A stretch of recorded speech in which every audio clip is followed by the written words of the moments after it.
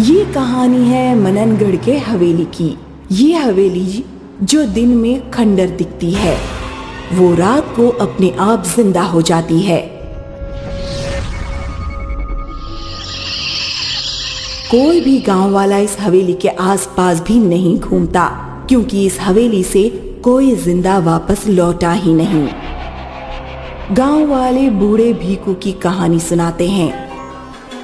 भीकू एक रात इस हवेली के पास से गुजर रहा था। वो हवेली के चकाचौंध देखकर हवेली के भीतर चला गया, जो आज तक नहीं लौटा। ये वर्मा परिवार है। गाड़ी चलाते ब्रिजेश वर्मा, बाजू में बैठी उनकी पत्नी नेहा वर्मा और पीछे की सीट पर बैठे बुजुर्ग शांति वर्मा और नरेश वर्मा। बेटा, और कितनी दूर है तेरा ससुराल? माँ, अब तक तो पहुंच जाना चाहिए था। लगता है अंधेरे में हम रास्ता भटक चुके हैं। अरे कोई नहीं बेटा, आगे कोई इंसान दिखे तो उससे रास्ता पूछ लेना। जी पापा। ब्रिजेश गाड़ी चलाता रहा। यहाँ तो कोई नहीं दिख रहा। माँ, मुझे आगे एक हवेली दिख रही है, वहां पहुंच सकते हैं। ठीक है, चलो वहीं जाते हैं।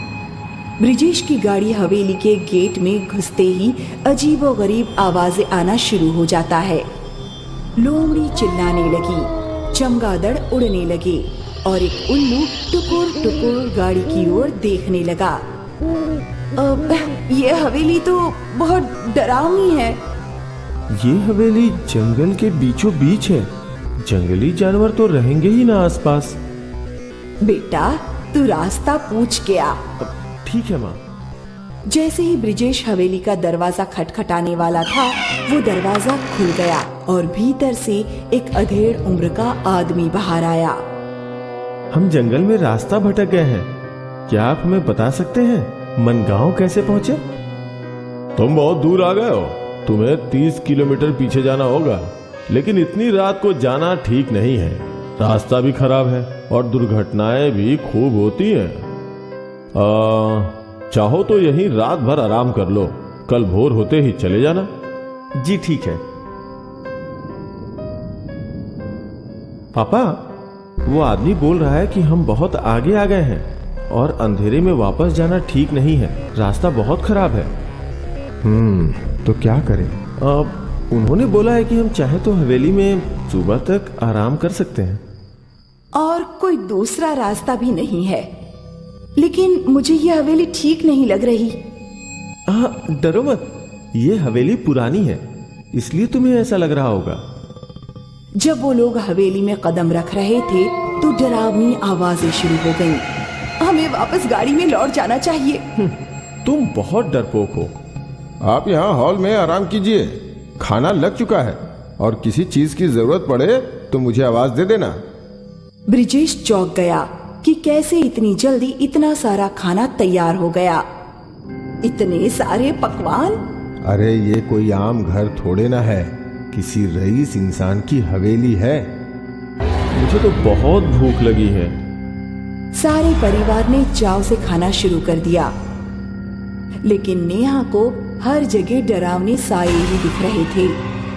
ये हवेली वाले कितने अच्छे होंगे ना, अपने मेहमानों का कितने अच्छे से ख्याल रखते हैं। और वहाँ दूर खड़ा भीखू बोलने लगा, मेहमानों को नहीं, बलि के बकरों को अच्छे से खिलाया पिलाया तो जाता ही है ना। पेट भर खाना खाने के बाद वो लोग अलग अलग सोफे पे सो गए। जैसे ही उनकी आंख लगी, सारे डरावने साए उनके आसपास मंडराने लगे। पहला शिकार नेहा। नेहा ने अपनी आंखें खोली तो काला साया उसकी ओर ही बढ़ रहा था, लेकिन उसके चीखने से पहले वो साया नेहा में घुस गया। फिर नेहा वहां से उठकर सीढ़ियां चढ़ने लगी। वो एक कमरे में गई और वहां एक झूले पे बैठकर झूलने लगी।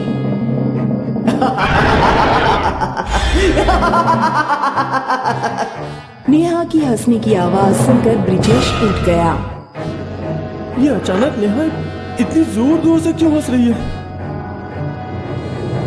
वो भी सीढ़ियां चढ़ने लगा, लेकिन उसकी सीढ़ियां खत्म हो ही नहीं रही थीं। ये क्या हो रहा है? ब्रिजेश ने पीछे मुड़कर देखा तो उसके माँ पापा वहाँ नहीं थे। माँ पापा कहाँ गए सब? ब्रिजेश सीढ़ियां चढ़ता रहा पर वो ऊपर नहीं पहुँच पा रहा था। ब्रिजेश की माँ आज भी वैसा ही दिखता है जैसा ये गांव 100 साल पहले था। ये हमारी जागीर है, भला इसे कौन बदल सकता है? वो देखो, वो गांव वालों की बस्ती। वो लोग तो और दूर चले गए। हमारा खौफ इन गांव वालों के दिलों में है। लेकिन ये वर्मा परिवार बिना हमारी इजाजत के हमारे घर में घुस गया। इसकी सजा तो इन्हें मिलेगी ही।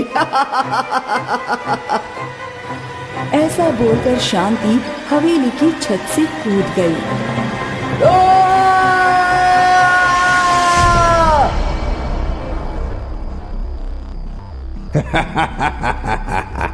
अब 3 लोग बचे।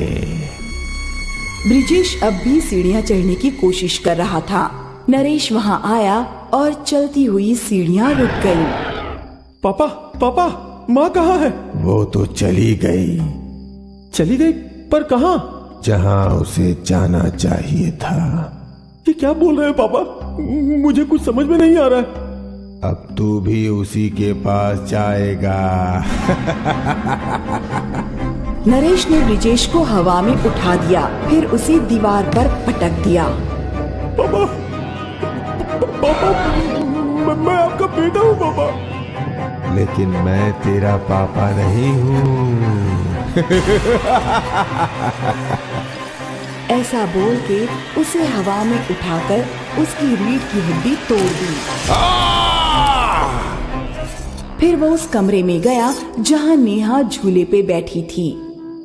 पापा ये देखो, मैं अपने झूले पे बैठी हूँ।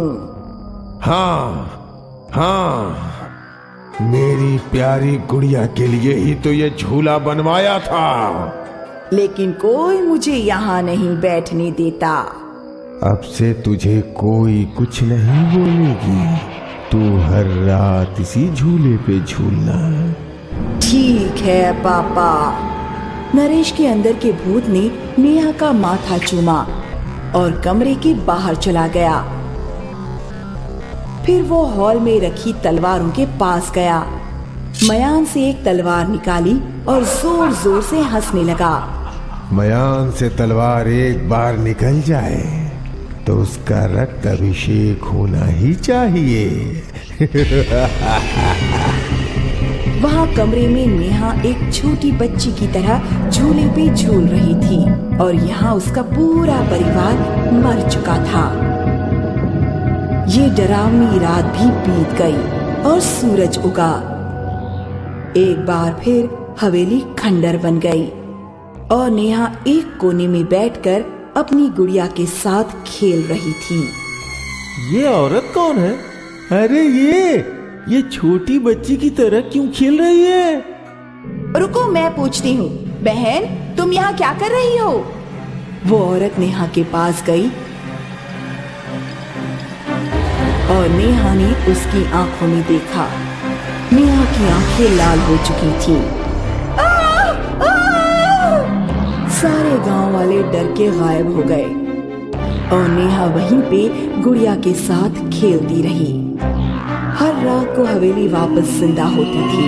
नेहा अपने माँ पापा के साथ रहती थी और हर सुबह वो खंडर बन जाती थी।